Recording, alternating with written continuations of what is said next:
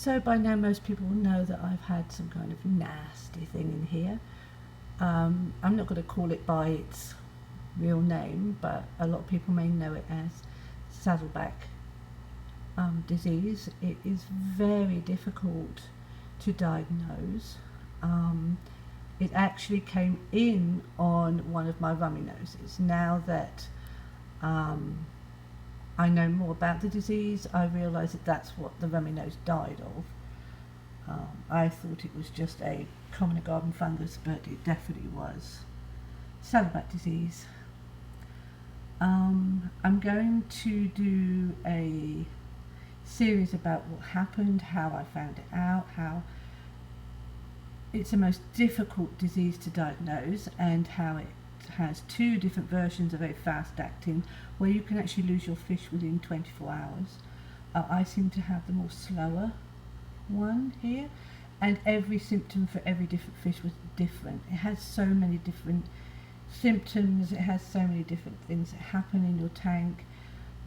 It's all down to your individual tank, how you got it, whether you got it because your water quality was bad, whether you got it because you brought in a sick fish, whether you got it because there was already a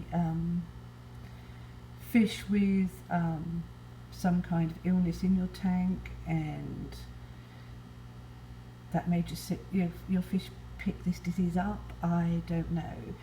But I will do a whole series about what happened. Now, right now, I want to not put it in order. I'm not very good at putting things into order. So I'm going to discuss what actually happens to your tank when you use the medication I used. I use this, so you can see it. I use this, is it pronounced Furan 2? I was recommended this by a nice gentleman on YouTube, and he said it cured his fish, so this is what I did. And unlike normally when I would only use half dose because of my Cory cats, I did go ahead and use the full dose. All the dosage is on the back of the packet. This kind of may tell you what it cures, but it does actually seem to cure saddleback disease quite well. Now, what does it do to your tank? Well, first of all, as you can tell, maybe it turns the water yellow, and I'm not sure if you can see, but it melts certain plants. Some of my plants have just melted away. They are just beginning to grow new leaves. So if you could possibly put in some tabs before you do this treatment, or maybe take your more delicate plants out, I would do that. It did not affect any of these kind of more broadleaf plants that much. As you see, some of them are wilting on the smaller ones. But I'm quite sure they will grow back now I'm putting fertiliser back in. The other thing it does, or can do, is it can start a mini recycle. It does tell you to use Quick Start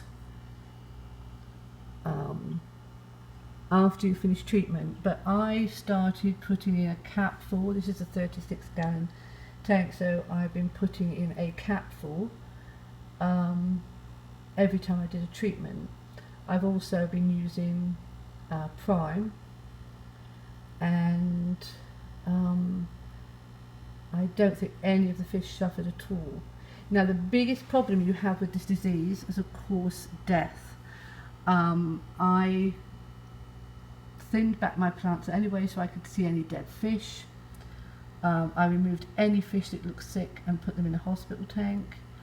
I still found 5 dead fish when I moved some of the things about in the tank, and of course you don't want to have an ammonia spike, so you have to be really on the ball of checking your fish to make sure you've got no deaths, no major deaths there, which you will get no matter what you do, and because it's so difficult to find out what it is.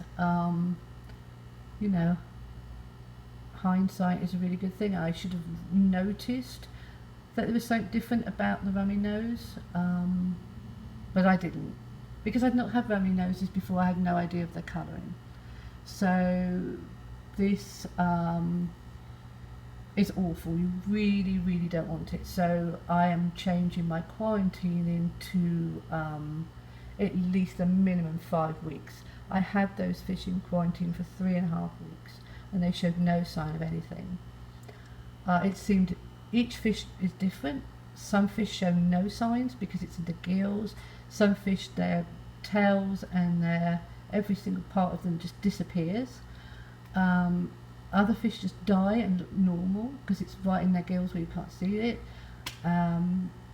It seems to be caused, if not brought in by another fish, and I know for a certain fact now that it was, it can be done by not vacuuming your tank, dirty water, which I know I don't have. It can be brought on by stress. I do know that sometimes some of my fish get stressed because I do occasionally have an overstocked tank, but I don't know. It also can bring in other diseases. It really does affect Cory cats. It can give them red blotch disease, which is what one of mine died from in here. All the rest were okay. So when you do the treatment, you have to be very aware of what you're doing. Now, I only use that one medication. They do recommend using 2 at the same time, but I'm always one for trying just one medication to start off with, and if I need to do a second dose, I'll do that, because, you know, otherwise it becomes a kill or cure. And the day that I started this medication, I haven't lost a fish. So now it's the clear up, it's the emptying the water every 2 to 3 days until the water becomes clear, getting the plants back healthy again, doing my filter. I left my filter, it was due for a clean, but I did not want to start a mini cycle by changing anything in my canister filter, so I've left it. I will do that in a few more days once I notice the water's clear. All I can say to people is you really have to get a handle on this with new fish. Make sure that you can quarantine as long as possible. 6 weeks I think might be my minimum from now on. Otherwise you're just going to be losing all your fish, and you know, sometimes you can't even tell that they have this until they're dead. It took me, I had to take out 3 sick fish before I saw the saddle-like infection on their back, and then I looked back and thought, oh, that's exactly what my rummy nose had, and I could then tell how it got into the tank. And as I said, I had the rummy nose in my tank, for my quarantine tank, for 3.5 weeks. Anyway, that's my first of my series to do with this nasty disease.